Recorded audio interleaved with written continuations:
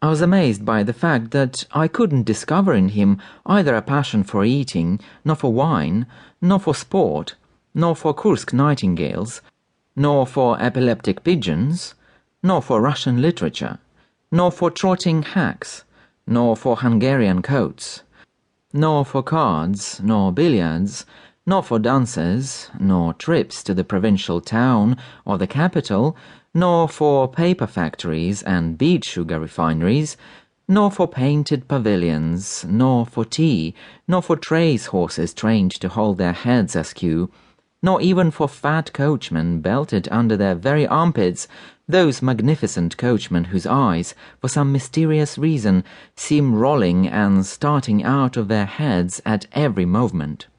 What sort of landowner is this, then? I thought. At the same time, he didn't in the least pose as a gloomy man discontented with his destiny. On the contrary, he seemed full of indiscriminating goodwill, cordial and even offensive readiness to become intimate with everyone he came across. In reality, you felt at the same time that he couldn't be friends, nor be really intimate with anyone, and that he couldn't be so, not because in general he was independent of other people, but because his whole being was for a time turned inwards upon himself. Looking at Radilov, I could never imagine him happy either now or at any time. He too wasn't handsome, but in his eyes, his smile, his whole being, there was a something mysterious and extremely attractive. Yes, mysterious is just what it was. So that you felt you would like to know him better, to get to love him. Of course, at times, the landowner and the man of the steppes peeped out in him, but all the same he was a capital fellow. We were beginning to talk about the new marshal of the district, when suddenly we heard Olga's voice at the door. "Tea is ready." We went into the drawing-room. Fyodor Mikhaich was sitting, as before, in his corner between the little window and the door, his legs curled up under him. Radilov's mother was knitting a stocking. From the opened windows came a breath of autumn freshness and the scent of apples. Olga was busy pouring out tea. I looked at her now with more attention than at dinner. Like provincial girls, as a rule, she spoke very little, but at any rate I didn't notice in her any of their anxiety to say something fine, together with their painful consciousness of stupidity and helplessness.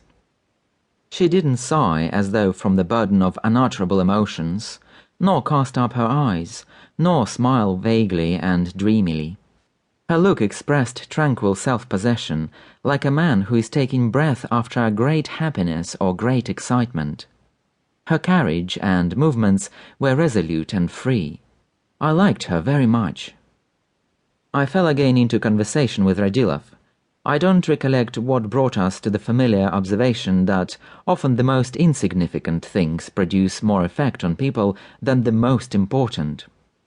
Yes, Radilov agreed. I had experienced that in my own case. I, as you know, have been married. It wasn't for long, 3 years. My wife died in childbirth. I thought that I shouldn't survive her.